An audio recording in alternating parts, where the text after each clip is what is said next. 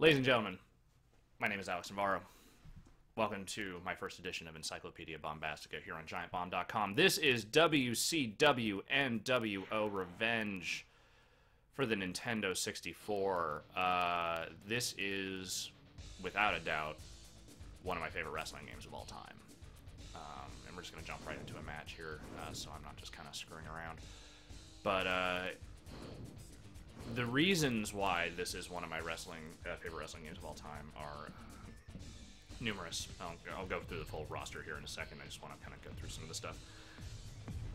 Now, here's the weird thing, is that, so yeah, wrestling games have obviously come a long way in the last, 14, almost 15 years since this game came out, which was 1998. But at the time when this did come out, there was not, like, a lot of the things it did in terms of presentation and, sort of the layout of how, like, what it offered in terms of sort of, like, the pageantry of wrestling. The real arenas, like, Super Brawl here, and Nitro and the other pay-per-views, and, managers coming with you to the ring. Having entrances, for fuck's sake, was not really a given at that point.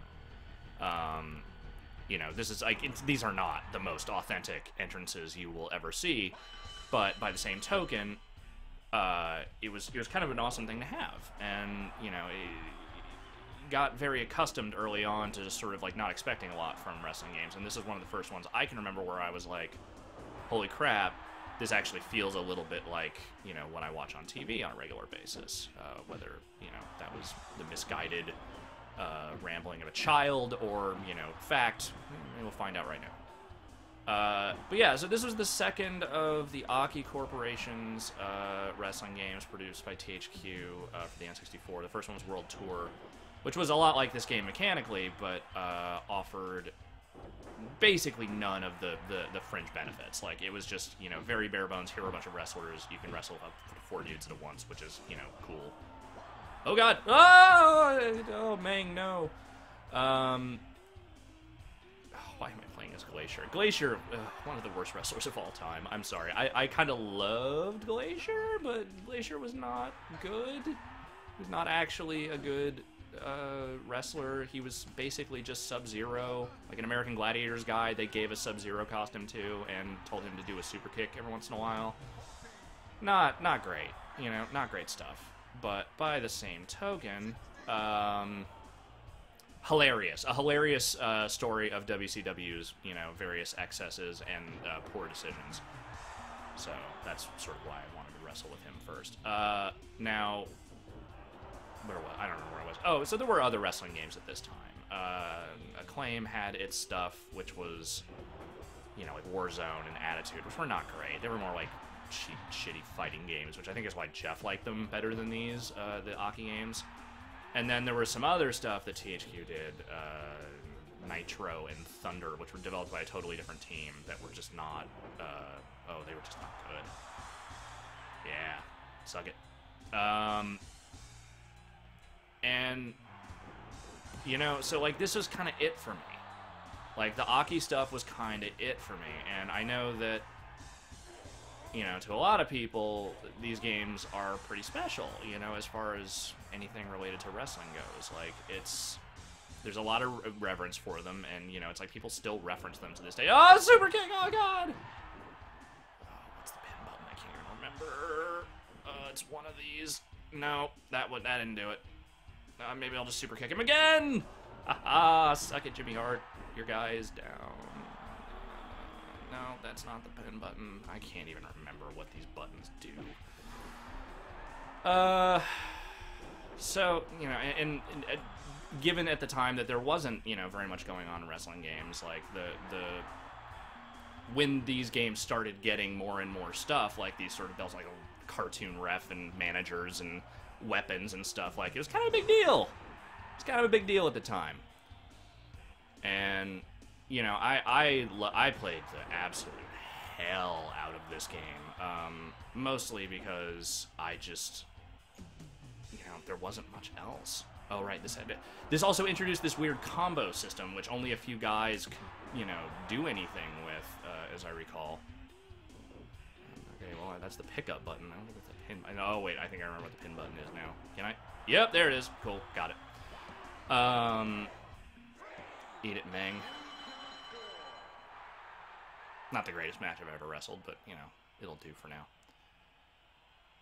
And, I mean, again, since it didn't really have any of the storyline stuff of the time or, you know, maybe some of the more elaborate creation features that we've come to expect, there wasn't a lot you could do in this game, really, other than just play with your friends. You know, it was a really, like a lot of other N64 games, it was a great 4-player game. And I definitely spent way too much time playing that game with my friends over the various years. Real quick, we're just going to go through the roster here, I think, because that'll, you know, one of the more interesting things at the time was just how many friggin' wrestlers they shoved into this thing, and, you know, some of which really had no business being in here. You know, okay, so this was the nWo period, so there were plenty of, you know, there were basically a whole bunch of factions going on in WCW at this time. There was the nWo Hollywood, or White, as it's listed here, led by Hollywood Hogan, Big Show, formerly Giant, who I think actually may have left around the time this game came out, which is for WWE. Brian Adams, who is dead, may have remembered as Demolition's Crush, or as a member of Chronic. No one remembers Chronic. No one remembers that. R.I.P. Brian Adams. Scott Hall, who is alive inexplicably. Good. I'm glad. You know, I don't want Scott Hall to die, but, I mean, let's face it, he's kind of defying the odds at this point. Scott Norton, who was big and sucked. Buff Bagwell, who was less big, still sucked.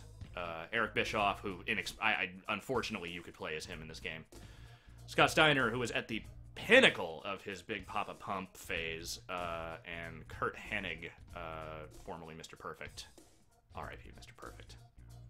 Then down here you had the Wolfpack, the nWo Red, as they put it here, led by Kevin Nash, who was actually my inspiration for even doing this as my first one, because I saw him in Magic Mike playing the over-the-hill male stripper Tarzan, and let me tell you, it is the performance of his lifetime. Sting, who you saw, who was sort of the kind of focal point of most of the storylines for like 2 years in the WCW, like overall this nWo shit, like, is he gonna join nWo Hollywood? Is he gonna join the Wolfpack? Is he gonna stay with WCW? Oh god, I don't, like, you know, hemming and hawing over whether the Crow was gonna join their team or not, and eventually he joined the Wolfpack, and then everything just got really anticlimactic from there. Lex Luger, who was never good. I'm sorry, he was just never good. You know, I'm happy he's still alive and did not die from his drug addiction or his spinal seizure or something, but he was never a good wrestler. Macho Man Randy Savage, R.I.P., the great one of the greatest of all time, and Conan, who was far from one of the greatest of all time. Maybe you younger folk out there don't remember Conan. Count yourself lucky for that. He was, if you watch modern wrestling, the only analog I can really draw is that he was basically just a fatter, louder version of Hunico. So, it was kind of Viva La Raza and all that. Oh, yeah, and Raven's Flock. I almost forgot about Raven's Flock. This was another faction that came out around the time Raven joined up with WCW. They gave him a bunch of just kind of low-card guys to, you know, send out to the ring to beat people up once in a while, including such greats as Lodi, who was in a tag team that was gay. It was never expressly said that they were gay, but later on he went on to form this tag team that was as subtle as wrestling gets. It was implied that they were gay, which is to say it was not very subtle at all. That was a weird storyline. Riggs and Sick Boy and Reese, who are three guys who never really went on to do anything, and then Billy Kidman, who you may remember. Roddy Piper was in the game. It was in WCW at this time. I forgot about that. Diamond Dallas Page, who you may have seen in WWE 13 recently, and also trying to rejuvenate the career of Jake the Snake Roberts, which, God love him for that one. Goldberg, who became a very big deal around the time this game came out, so, you know, fortuitous timing there. Bret Hart, who probably wishes he wasn't in WCW around this time this came out. Chris Benoit. We'll talk about him later. Rick Steiner, the Forgotten Steiner, Fifth Finlay, who I don't know why he went on to have a career past this, but he did. Booker T, who I'm sure everyone knows as was a GM, announcer, a variety of things for SmackDown over the years. Perry Saturn, who was one of the 4 guys who famously showed up on Raw or whatever it was. He was the 4th one. He was the one no one really remembers was part of that whole thing. Unfortunately, he was fine. He was an okay wrestler. Disco Inferno, who would just kind of do that a lot. Not very good. Jim Neidhart, who I forgot was even wrestling still at this point. The same kind of goes for the British Bulldog, who left around the time Bret Hart did, I think. Meng and Glacier, who you just saw. Van Hammer, who was a former Ravens Flock guy, I think. And if I remember correctly, he sort of went on to become a low-rent dude love. Chris Kanyon, who's better than Kanyon? You know who's better than Kanyon? Mortis is better than Kanyon. That's who's better than Kanyon. Yeah, Mortis. Mortis went on to feud with Glacier for a long time alongside, skip over Wrath. Wrath was also Brian Clark, who was also Adam Bomb in the WWE and was also part of Chronic, if that's a thing. No one remembers Chronic. Why do I keep bringing up Chronic? Funny story about Wrath, he was not actually in this game. He is a half-finished character that you could only unlock via the Game Shark. He did not have his own costume. Some of his moves are bugged. I'll play him next so you can kind of see what I was talking about, but he was kind of a mess. Then you had Yuji Nagata, who I don't remember anything about other than I think he came over from New Japan at some point. Larry Zbyszko, former announcer, former wrestler. I don't know what the hell he's doing these days. Barbarian, who teamed with Meng a lot under the tutelage of Jimmy Hart. La Parka, the great dancing La Parka, who... Yeah, La Parka. Oh, I love La Parka. Stevie Ray, who was part of Harlem Heat with Booker T and sucked. Chris Jericho, who had not yet become the big, thing that Chris Jericho is now. Eddie Guerrero, who had his own stable at this point. The LWO. There were a lot of WOs. There were a lot of World's Order in the WCW at this time, and at some point Eddie Guerrero just got most of the luchadors together that were losing matches to other non-luchadors and formed a faction that kind of didn't really go anywhere. But he had Psychosis, and I think he had Juventud Guerrera. He definitely had Chavo Guerrero. I can't remember them all. Rey Mysterio, I don't think ever joined. Maybe not. It's a Spider-Man costume. He's like Spider-Man. There are other non-Spider-Man costumes. Dean Malenko, the Iceman. Dex Cloverleaf. Juventud Guerrera. Ultimo Dragon, who I loved. I don't remember him being as fat as this appears to be, but yeah, what are you going to do? And Alex Wright, whose entire gimmick was that he was German and liked club music because of wrestling. And then you had these other guys down here who were all fake-ish. I mean, the appearances were all mocked up, but the movesets are based on real Japanese wrestlers. Like Akiman is mostly based on Mitsuharu Misawa, R.I.P. Misawa and Akiman, I guess. But yeah, the guy's like Maya Inca Boy here, who's like, okay, this is actually based on a guy named Akira Teu, who is not black. He is Japanese. So, yeah, I don't know. They went kind of all out here, changing these guys around. Kim. I was never into Kimchi, but man, Ming Chi, that dude was dope. Ming Chi is what I'm all about. Hanzo Man.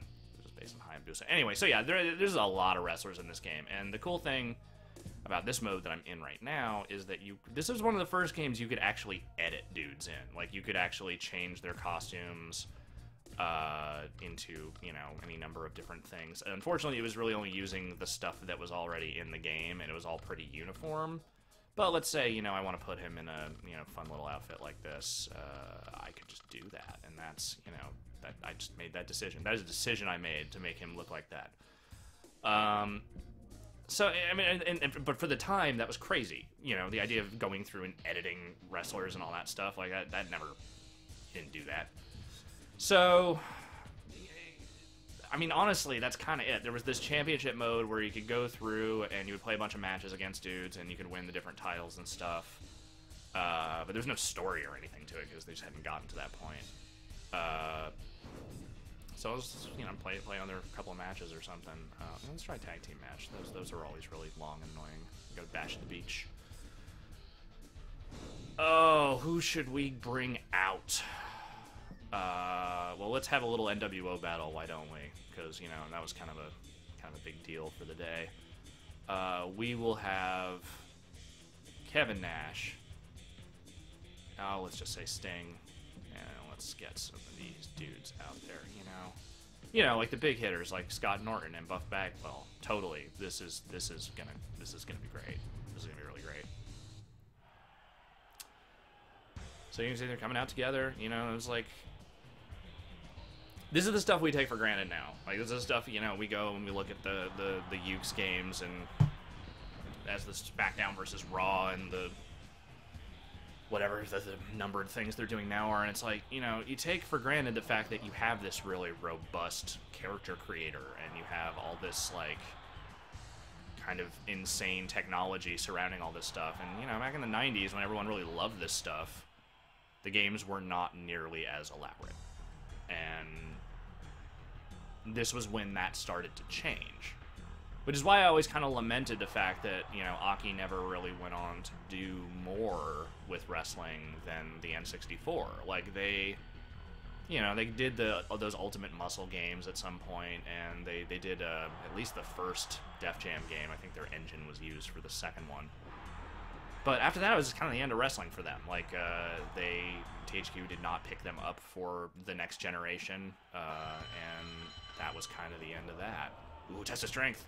Can I beat... Oh, God, Scott Norton. He's a very large man. Can I beat him? I probably, actually... Yeah, I won. And they also made a couple of really amazing Japanese-only games in the Virtual Pro Wrestling series, which... if you haven't played any of those, you're probably not going to be able to through, you know, legal means, but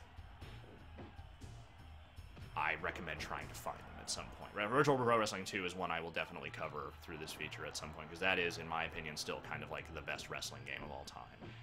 And I don't use that term lightly. This guy's kicking my ass at the moment. It has been a really long time since I've played this game. Like, I remember getting it for Christmas when I was 98, so it was probably like 17 or something. And I was just totally, you know, like, this was my holiday break, was just nonstop playing this with my friends. And, you know, it's sort of bizarre to sort of look back on it in this way and be like, you know, man, this seems really simple compared to, like, everything we have now, but it's just, you know, that's just kind of the way these generations go. You know, you start adding stuff and more, and then these things just start becoming expected. And when they're expected, you know, you don't maybe necessarily appreciate them as much as you should. You know, one thing I've always tried to kind of do when, you know, reviewing these games, just think about, like, well, you know, yeah, it sucks that, you know, the commentary is bad, and, you know, sometimes these storyline things they do are just not worth anyone's time whatsoever, but by the same token, there were tons of these games that I loved that didn't have any of that stuff. Like, just didn't even try it. And, you know, I sort of can't blame them for not trying it, because there wasn't the technology at the time. WCW was also just kind of a really weird beast at this point. You know, it's like the Monday Night Wars were kind of raging, and I was more of a WCW guy during this time. Like, I didn't really watch WWF very much, mostly because I just, you know, I kind of fell out of love with the characters, and the Attitude Era stuff just didn't really grab me until, you know, the nWo stuff started to kind of really fall apart, which it did. It fell apart in spectacular fashion. WCW in general, it fell apart in just spectacular fashion. There's a book out there, The Rise and Fall of WCW, it was written by the dude who does, I believe, Wrestle Crap. And it's a good read. You know, it's not the most well-written book I've ever read, but it definitely covers a lot of the interesting bases of why that company sort of fell apart the way it did.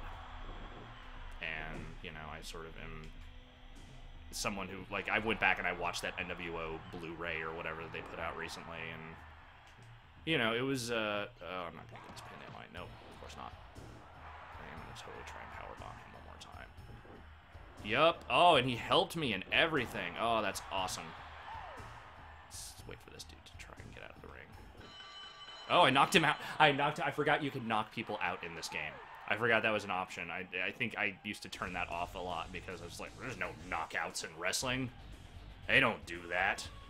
Well, in this game they did. Scott Norton, you got knocked the fuck out. What I always loved about this series, more and more, like of all the Aki games, was just the controls. I mean, it was always about the controls with these games. The grappling engine was really simple. It was just weak and strong grapples. Hold down the button to do a strong grapple, and then press up or down, or no button at all on the directional pad, and you would do a different move.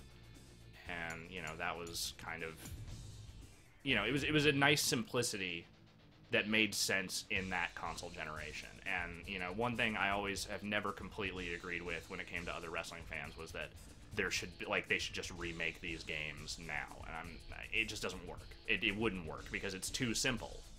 It's great for a game at this level, but, honestly, by the time I got to, WrestleMania 2000 or No Mercy, I could just destroy the computer over and over again, no matter what.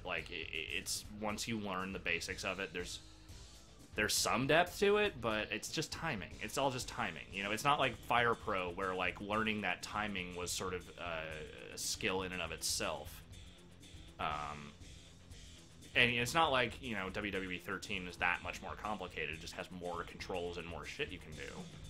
But I don't think you can just go back to this kind of wrestling game and have it still be, feel worthwhile or relevant, unless you add a lot to it. So it's never going to be that same game. It's never going to be No Mercy again. Let's go through one more match here if we can. This... What haven't I done? I don't think I've done Nitro yet. I'll bust out Wrath here real quick so you can see kind of how broken he is. So yeah, I inputted a Game Shark code to add him to the game, and he is not completely finished by any stretch. But let's beat up Disco Inferno for a while. That seems like fun.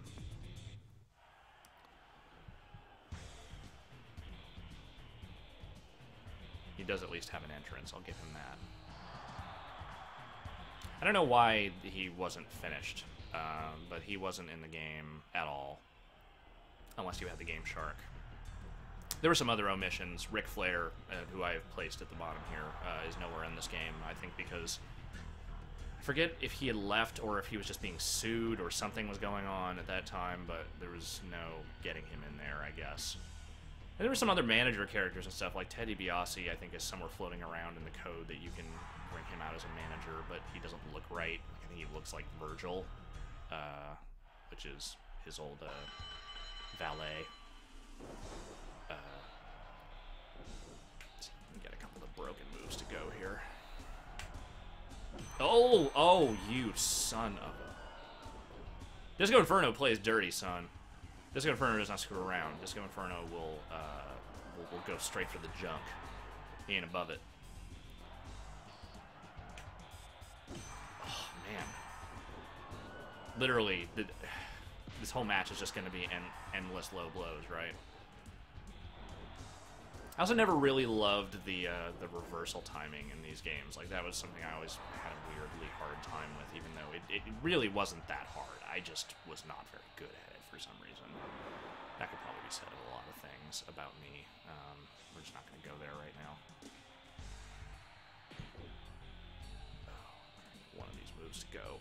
Okay, yeah, this is one of his busted moves. He just keeps going like this for a while, and then even if you don't run into a turnbuckle at some point, he will just drop him anywhere. Okay, and this is his other one, which, okay, what? Just, whoa!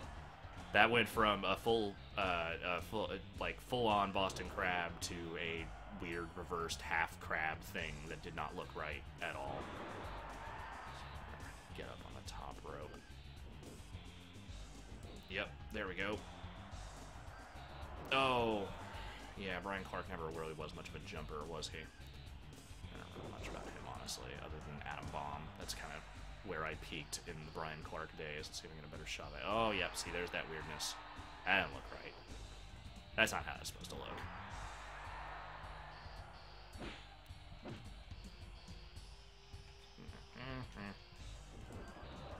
There we go. trying to remember all these controls. There's, you know, I mean, again, there's not a lot to it, but there's enough that you sort of have to sit there and kind of think for a second. Wait, what do I want to do here? And that's not a bad thing. Like, I think that the methodical pace of these games was something that was admirable and something that I appreciated as wrestling games kind of evolved over the years. Was the idea that, like, you know, it's all well and good to have like a fast-paced arcadey thing where, you know, you're wrestling as Hulk Hogan and, you know, bottles of vitamins come tumbling down the ring and, you know, whatever. But I just always really liked the way this game felt, and really all the Aki games felt. Like, they just kind of felt like they nailed the sort of pace of a match without, you know, having to get too into like this really realistic sort of, you know, thing that we have more or less nowadays. Which, I mean, you know, for modern days makes sense, but again, for its time, it was very much about the pace of these games. It's hard to wrestle and talk, sorry. I am enjoying beating up Disco Inferno quite a lot, though, I must say. Oh, yeah, there we go. There's that running. What? What? Well, I forgot about this part where dudes would sometimes just kind of show up. That did happen. Okay, yeah. Okay, now I sort of remember this. I don't know why. I forget what the... I think there was just like an interference option you could turn on or off, which maybe I didn't do. But Sting just showed up. Sting is fighting me for some reason. Sting apparently is a fan of Disco Inferno, which is sort of tragic. No, not done yet. No, Sting, you know what? Okay, I feel like this should be a disqualification, really. Oh, am I bleeding? Wow, that didn't take long. One facebuster was all it took. Can we get rid of him now? No, I'm not bleeding.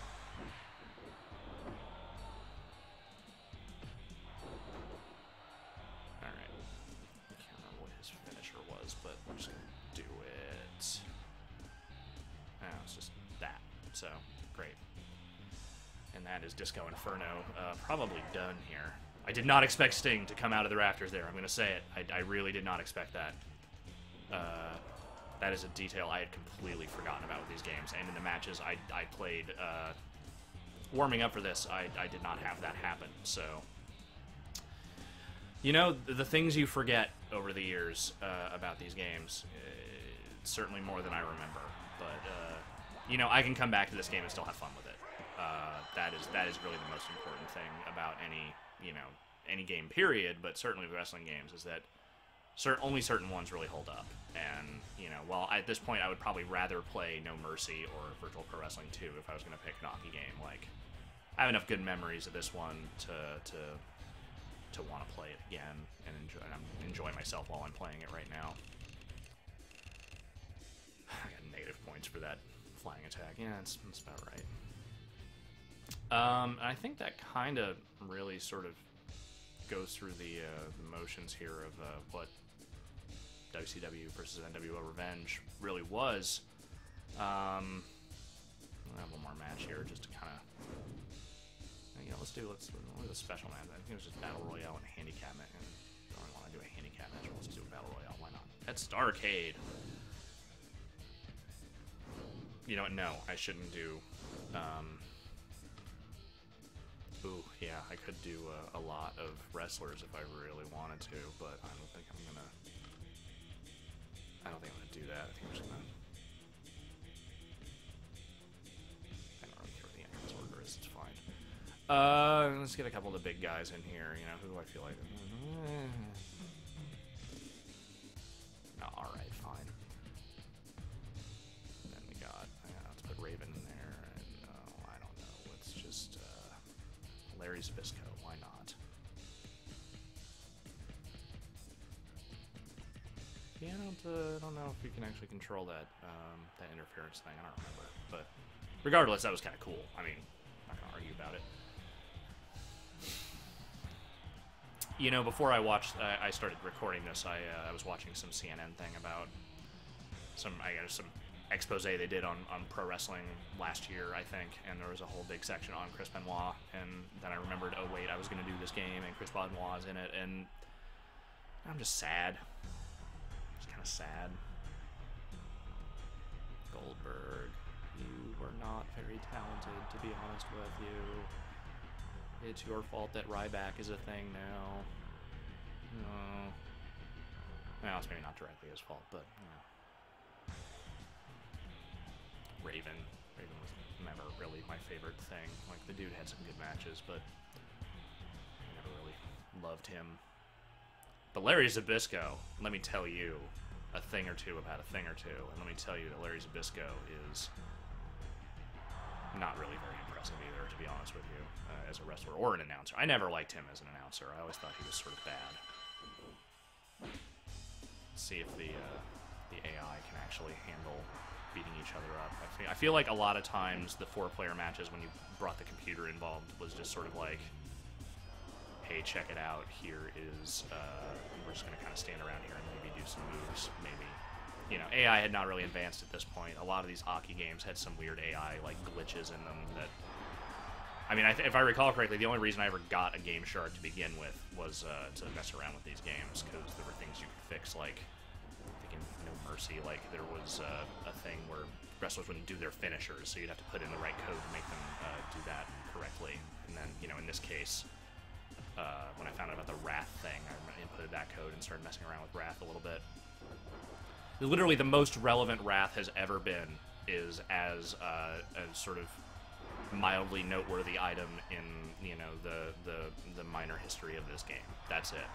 Sorry, Brian Clark. I don't mean to insult your career, but Atom Bomb, come on, dude. Come